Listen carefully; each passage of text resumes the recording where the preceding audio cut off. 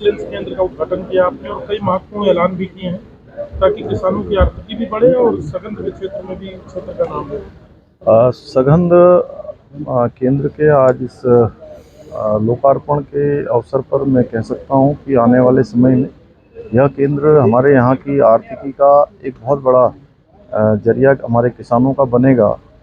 और ये जहाँ एक प्लांटेड मटेरियल उपलब्ध कराने का काम करेगा, वहीं जो पौधे हमारे किसान भाइयों को मिलेंगे यहाँ से, उसको वापस लेकर उनको एक मार्केट देने का भी काम होगा।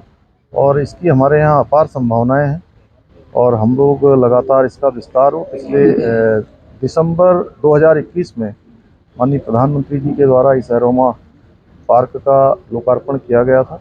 तब से लेकर तमाम तरीके से यहाँ पर साइंस एंड टेक्नोलॉजी का बेहतर उपयोग करके किसानों के लिए एक अच्छा रास्ता यहाँ से बनाया जा रहा है, जिससे कि वो आने वाले समय में उनकी आर्थिकी, उनकी आय पहले से दुगनी हो और वो समृद्ध हो। सर, कल चारधाम यात्रा को लेकर एक आपने महत्वपूर्ण विषय कहा है कि पीडब्ल्यूडी ये सुनिश्चित करे सड़कें किसी भी प्रकार से जो है गड़बड़ न हो और इस पर बजट की भी कोई समस्या नहीं है और यात्रा से पहले सभी व्यवस्थाएं दुरुस्त हैं। रोड सेफ्टी के लिए 2022-23 और 23-24 में 700 करोड़ रुपए की जो धनराशि हमने उसके लिए उसका प्रावधान किया हुआ है। और ये चारधाम यात्रा ये होती जरूर हमारे राज्य में है, लेकिन ये पूरे देश और विदेश से लोग इसमें प्रतिभाग करते हैं, श्रद्धालु दर्शन करने आते हैं।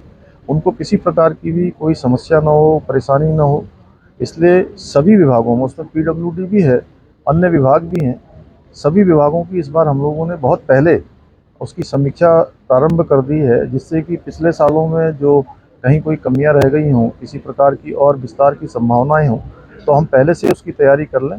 और 7 दिनों में पीडब्ल्यूडी के जो प्रमुख सचिव हैं, उनको ये जिम्मेदारी दी गई है कि वो लगातार सड़कों की समीक्षा करेंगे और सारे जिलाधिकारी भी जो चारधाम रूट पर पड़ने वाले जिले हैं वह भी इसमें शामिल होंगे।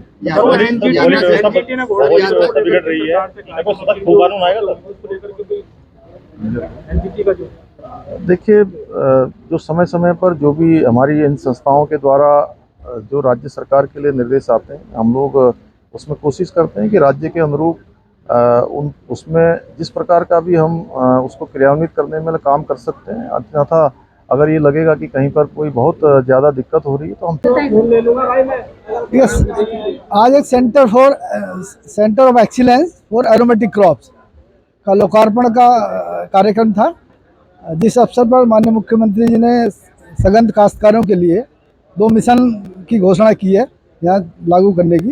एक तो टिमरू मिशन, जो यहाँ का लोकल पौधा है और काफ़ी उपयोगी है परफ्यूमरी और दंत मंजन इंडस्ट्री में। दूसरा एक दालचीनी, जैसा आप सब लोग खाते हैं, उसका भी प्रोडक्शन का एक मिशन यहाँ पे घोषणा की है माननीय मुख्यमंत्री जी ने।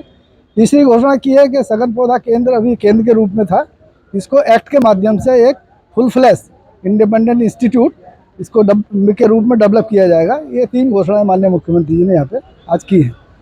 इसमें के जो लैब का उद्घाटन हुआ, इसका क्या फंक्शन रहेगा? किस तरह आप लोगों ने ये जो सेंटर ऑफ एक्सीलेंस, जो जैसा कि नाम से आप देख रहे हैं, इसमें जो इजराइल टेक्नोलॉजी से जो सीडलिंग्स हैं उसका प्रोडक्शन किया जाएगा बड़े स्केल में, अच्छी गुणवत्ता की, और वो प्रदेश के दूर दराज किसानों को पहुंचाई जाएंगी।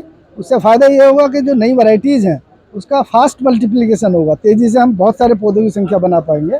उससे किसान अपने जो ऑर्चर्ड है, बाग, आने वाले टाइम में दालचीनी के बाग, तिमरू के बाग आप यहाँ पे देखेंगे। अभी तक वो बाउंड्री में या छोटे मोटे स्केल में लगाते हैं, और इसकी जो इकोनॉमी है इस टेक्नोलॉजी के माध्यम से लगभग दुगनी हो जाएगी किसान। किस तरह की वैरायटी होगी सर?